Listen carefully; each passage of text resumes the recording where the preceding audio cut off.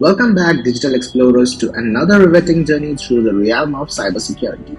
Today, we are lifting the curtain on a topic that sits at the crossroads of deception and defense: phishing attacks. As we navigate the ever-evolving landscape of the digital age, understanding the tactics employed by criminals is paramount to safeguarding our virtual sanctuaries. In this video, we will dive deep into the mechanics of a simulated phishing attack, shedding light on the tactics used to breach our trust and our data. Buckle up, because it's time to unravel the mystery behind those seemingly innocent emails and delve into the heart of cybersecurity's shadows. A word of caution before we start: this video is just for educational purposes and to spread awareness. Moving on to today's experiment. So this is the agenda for today. First, we have to set up our lab, craft the phishing email, set up the phishing page, send the phishing email, analyzing the target's response, protection and prevention, cleaning up and ethical considerations. So for step 1, setting up the lab, our lab is already ready because we're inside our Kali Linux virtual machine. For step 2, crafting the phishing email, we are going to use a tool called Set Toolkit, which is a very popular social engineer toolkit by Trusted Sec. It is already pre-installed in our Kali box, so we just need to type in Set Toolkit and we should be good to go. We need to run it as sudo, and we are inside the Set Toolkit. Now, in this menu which is available in front of us, we are going to perform social engineering attacks. So we type 1. Next, we are going to attack the web attack vectors out of these, so we are just going to type in 2. Now, for this options, we can see there are multiple options available. We are going to take the credential harvester. That is, the credential harvester method will utilize web cloning of a website that has a username and password field and harvest all the information posted on the website. So we're going to harvest the username and the password of the individuals visiting our phishing website. So we're just going to type in free and enter. Now, there are certain templates which are already available in this Set Toolkit, or we can clone a site or import a site in order to make a similar web page.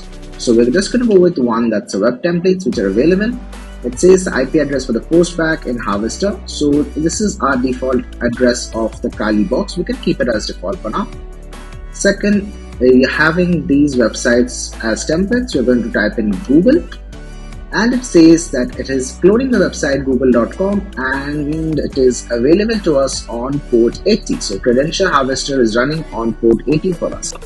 Now we are just going to open up Firefox and go to localhost 80. So as you can see, this is the Google homepage and we are waiting for an email and a password. Now you might think of this as this is just localhost address, and it's pretty understandable from the URL that this might be a spam.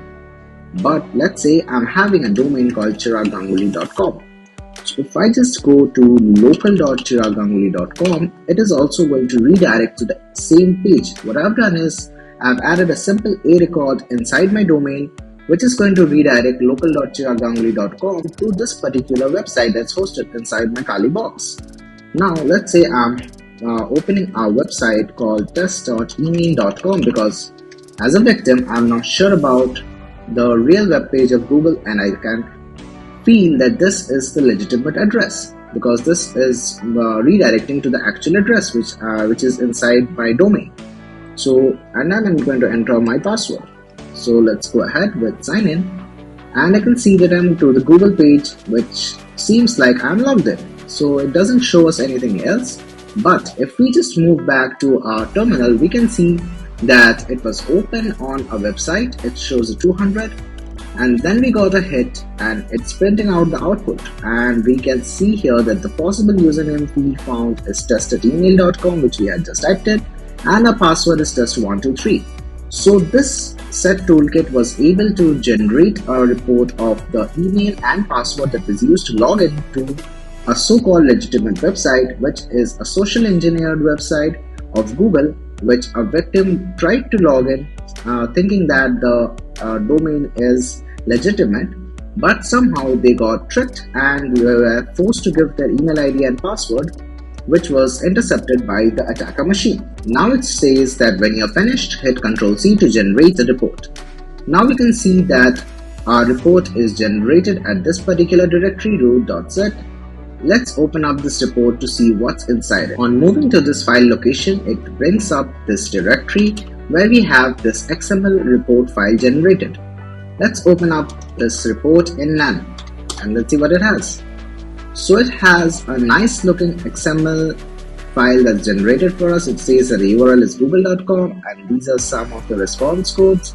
And here we have the email address parameter and the password. So we can see that it generates reports, and if there are multiple users logging in using this social engineered website, then there can be multiple these tags that are available inside this XML file, and it's going to generate a report of all the emails and passwords that users have used to try to log into their account using this social engineered website. So we are done with crafting the phishing email, setting up a phishing page. For sending the phishing email, what we are required to do is we are going to write a nice looking email to the victim stating that some critical action is required for their account so that they fall prey to giving their username and password, thinking of the domain as a legitimate domain. So after getting that phishing email, the responses are analyzed using that XML file which we just saw. Now for the protection and prevention, there can be multiple steps that needs to be taken. So number 1, always stay vigilant. Be cautious of unexpected emails or messages, especially those requesting sensitive information. Scrutinize the sender information and address for inconsistencies or unfamiliar domains. Number 2, verify the links. Hover over the links before clicking to preview the destination URL before actually clicking it. Avoid clicking on links from untrusted sources even if they seem very legitimate. Check the email content. Look for poor grammar, misspellings, and generic gradings as these are common in phishing emails. Be wary of urgent requests for personal or financial information. Beware of the attachments. Don't open attachments from unknown senders as they could contain malware and viruses. Verify the attachments with the sender through a separate communication channel. Use security software such as reliable antivirus and anti-malware softwares on your devices. Keep the softwares always up to date against known vulnerabilities. Enable multi-factor authentication (MFA), which, when implemented, adds an extra layer of security to all of your accounts. Even if a hacker gains access to your password, MFA can prevent unauthorized access. Educate yourself and your team about phishing techniques and the upgrades that are going on. Stay informed about the latest cybersecurity trends and best practices. Secure the communication channels by using encrypted forms for sharing sensitive information. Encrypt the emails and data to protect them from interception. Verify the requests. Verify any unusual requests for money, information, or actions from colleagues or superiors through alternate means before complying. Report any suspected email. Even if you receive an email which you're suspicious about, report it to your IT department, email provider, or appropriate authorities. By reporting phishing attempts, you contribute to the overall security effort. Moving on to the last step, that's cleanup and ethical considerations. Always remember not to harm anyone and take informed consent before conducting any phishing campaigns. Even if you conduct a phishing campaign, always mention the educational intent behind it. Respect the privacy of every individual. After conducting any campaigns of phishing, to keep users informed, always remember to remove the phishing pages which you have created for demonstration purposes, delete the emails, and always stay informed about the legal and ethical boundaries. Remember, cybersecurity is a collaborative effort, so stay informed and keep learning. Goodbye.